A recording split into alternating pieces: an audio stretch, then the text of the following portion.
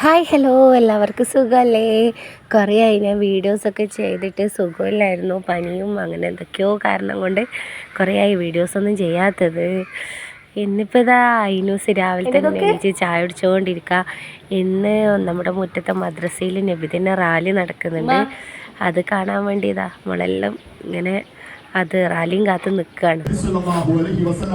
ആ ദിവ്യ പ്രകാശത്തെ ആ ഗോപ്യമായ അവസ്ഥയിൽ നിന്ന് പ്രത്യക്ഷപ്പെടുത്താൻ ഖാലിഖായ പടച്ചതമ്പുരാൻ തീരുമാനിക്കുകയും അറബി യുവതികളിൽ പരമപരിശുദ്ധവതിയായിരുന്ന ഏഴാകാശച്ചെരുവിൽ അറബി പുന്നറയിൽ തിരുനബി വരവിൻ